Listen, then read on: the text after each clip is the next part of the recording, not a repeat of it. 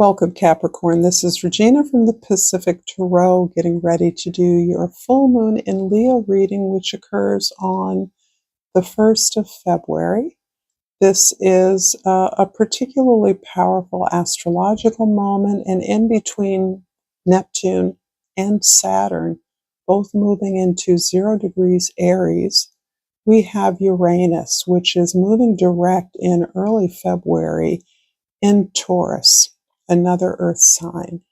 And this is speaking to me about the necessary embodiment of the revelations, the experience of awareness, the growth in consciousness that we are experiencing, pulling that in, embodying that knowledge so that we learn to listen to our bodies, communicate with our experiences, our feelings and emotions, things that we often tamp down, want to escape from through various mechanisms of escape, and ways that we use our body as a tool to verify and certify that we are in a place of health or well-being. Also cluing us in to those areas of anxiety or triggers that are automatic and represent the reactions to things that we are not in healthy control of.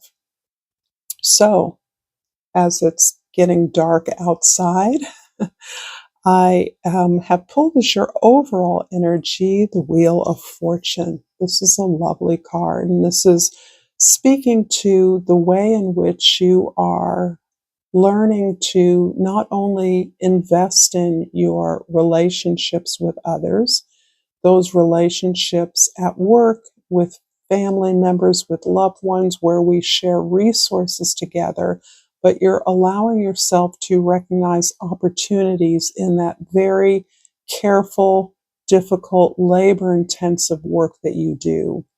So keeping and respecting the relationships you have is critical, but also recognizing that new opportunities continually evolve based on some karma that you've accumulated.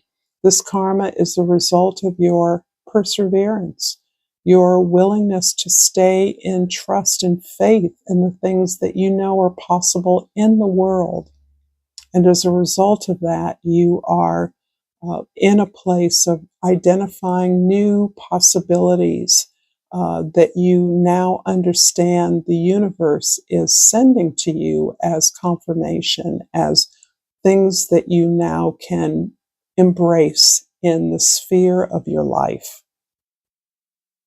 In the 10th house, the Devil card, and this is indicating that you are moving away from traditional authority in your life.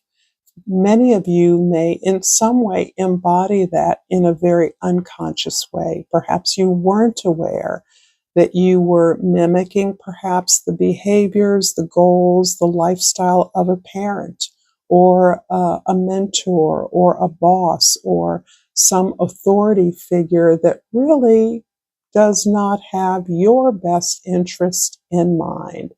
I'm not suggesting that a parent would support anything that would harm you. I simply mean that parents show us what they know, not what we know. And so you have experienced enough to know that what was expected of you is not the best of you. And this is a huge shift for you, as this is your card. This has been assigned to you as yours, and we often look at this as a power card, right? The ability to take responsibility for the things that we want and desire, the ability to put in the hard work and the discipline required. But this is moving to a place of being reactive and responsive to what others need and deprioritizing your needs based on a model that is not relevant to you. I'm going to pull the oracle cards now, and because I forgot to do them, And I pulled a mit from the Egyptian sacred animals, and a mit is number 36. 36 may be relevant to you. Certainly 36 breaks down to 9, which is the card of the hermit. Although that card is assigned to Virgo, it is an energy of lone responsibility. The loner taking on the need to find answers within that will serve a variety of others. A mit, its key words are introspection and self-evaluation. The funerary deity of ancient Egypt depicted as a monster with a crocodile head, lion's body, and hippopotamus hind legs. A mit is associated with judgment after death and charged with devouring souls who have too many sins in their hearts. A mit suggests that you carefully examine aspects of your life that may need improvement or positive change. It is never too late to start over. It is never too late to be reborn. You can break out of your routine and old negative patterns. By judging yourself, you can learn from your mistakes, leave the past behind, and lay the foundation for a new, meaningful existence. What do you really want? Learn from your mistakes and start over. How very appropriate to the Devil card. And from the Soul's Journey card, we have loneliness. I know that I am never alone. This feels of a peace with this sense that introspection is prioritized for you, recognizing that you are not here to simply fulfill the needs of others.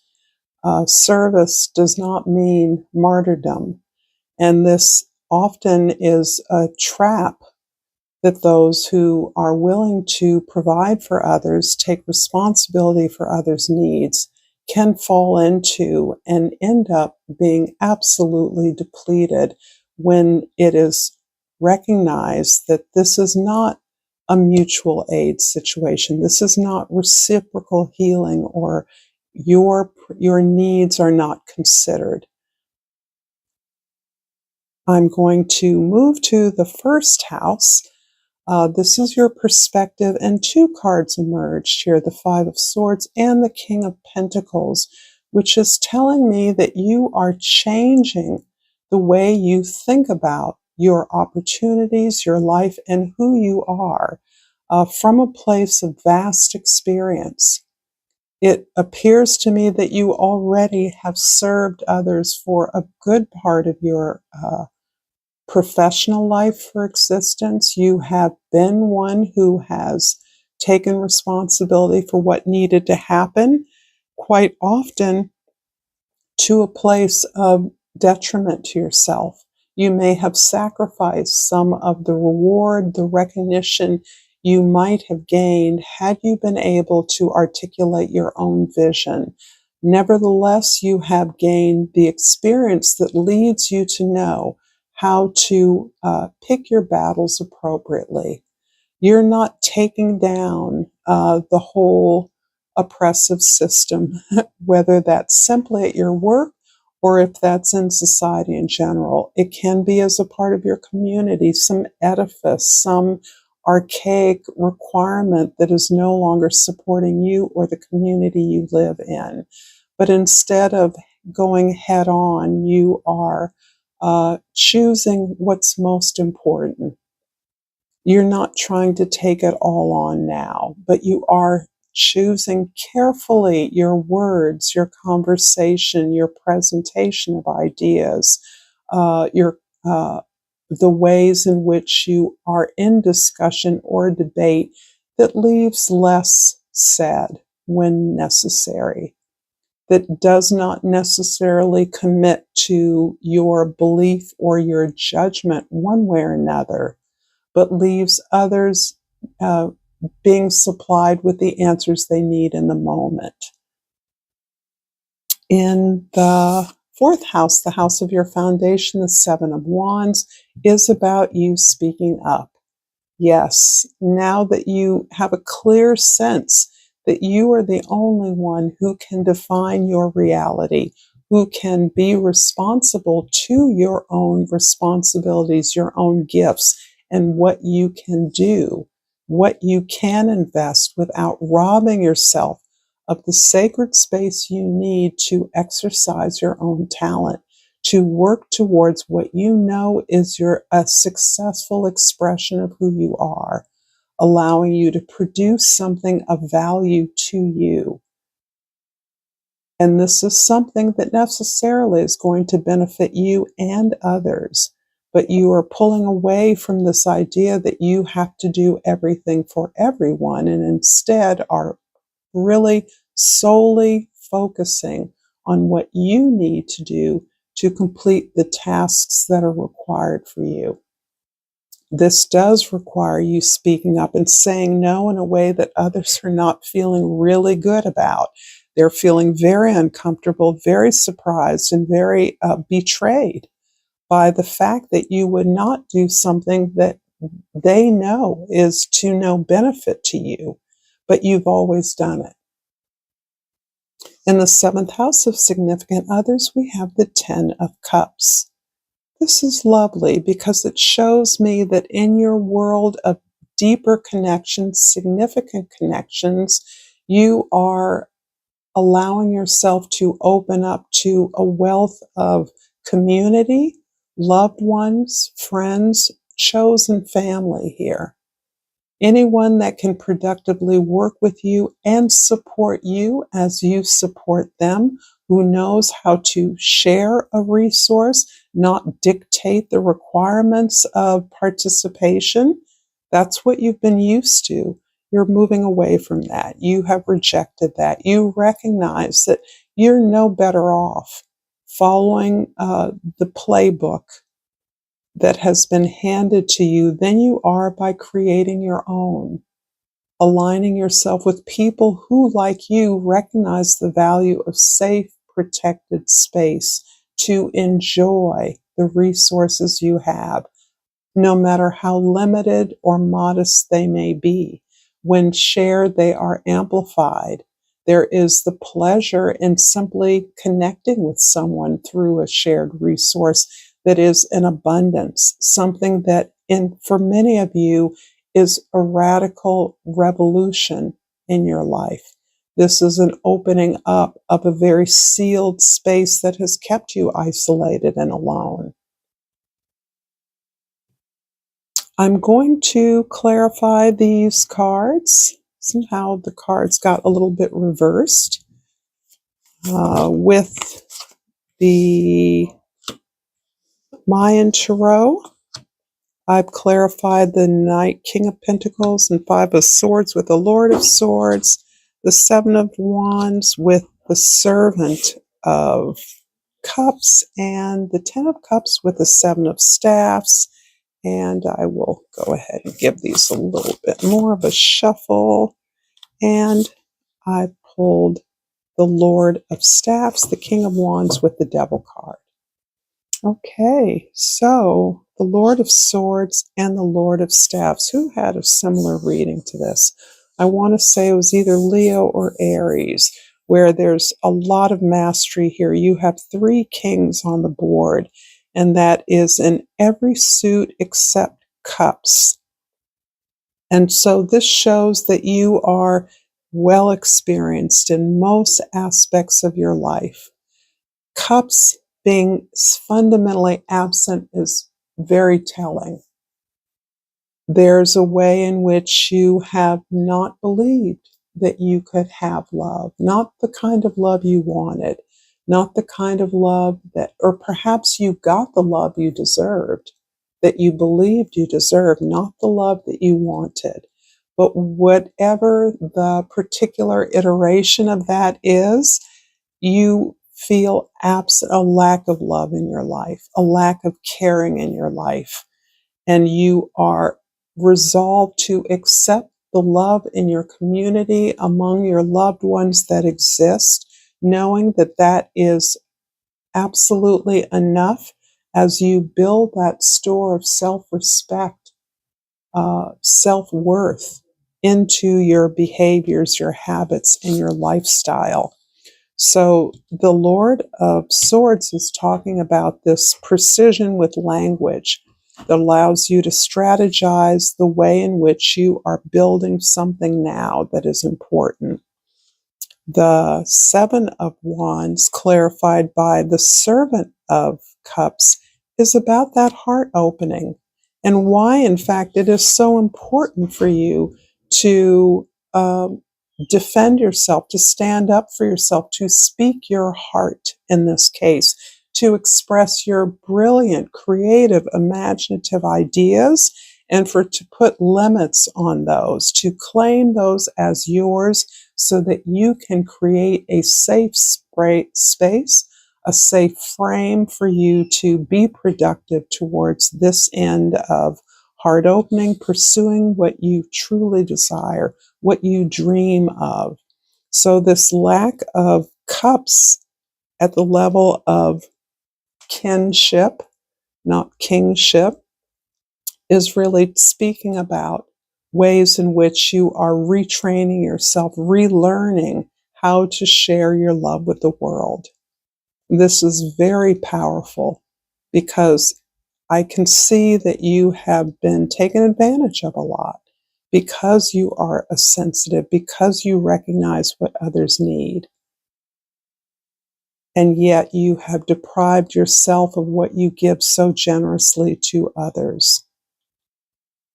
The Ten of Cups in the seventh house is clarified by the Seven of Staffs.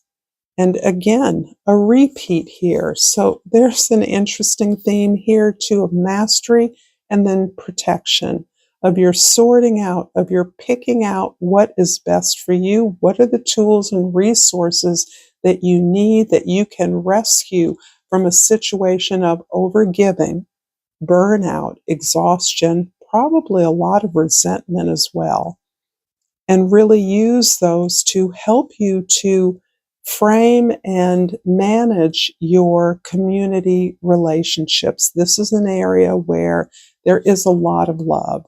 All your significant others are loved ones, are chosen family, are neighbors, are people you interface with every day. You've really elevated the quality of your associations, your colleagues, your coworkers, even your neighbors, and they are matching you in response to your willingness and ability to give. So here again, you are clear about your boundaries. In fact, for many of you, you have to repeat them over and over again. It's as though you are rehearsing where you're at and what you can do and what you can't do, so that you are retraining yourself as well as those who have come to know you as doing everything for everybody, being uber responsible. This is such beautiful energy. I love this. And we circle back to the Devil card. And here, the King of Wands, the creative leader, the spiritual leader, the inspired one takes over and reshapes the sense of authority in the world. You're no longer looking for material authority, uh, the authority to have things to gain what is accepted, what success looks like in acceptable terms. You're no longer concerned with the perception of your achievements by others. You are loosening that, and instead you're recognizing that your real growth is in the area of growth, of creative expressiveness, imaginative uh, growth. And this is an area where you are bursting at the seams. This is what feels to me that has led you out of what felt like a very routine, gray existence, a humdrum experience of the same shit day after day. And instead, I see you in a place of constant inspiration, constantly pursuing new ideas, new growth, recognizing that the sky is the limit. You can just go and go and go with new ideas that have little to do with investment in the old authorities, but are grounded on this idea that you are You've learned, you've gained the experience of supporting the success of others so that now you understand how to make your life and your world an abundant experience. I'm going to finish up this reading with a rest card from the NAP deck, and I will post a description of these fabulous cards that I love. Taurus got this, Capricorn. I will do less. Watch me thrive. How can you access pleasure, joy, and liberation if you're too tired to experience them? Where can you create more space in your life? What can you say no to? Consider what rest has to offer you. It's time to slow down. It's time to thrive. Thank you so much, Capricorn, for this reading. If this resonated with you, please like this reading, share it with others if you're inclined to do so, and subscribe to my channel, Pacific Tarot. Until next time, namaste.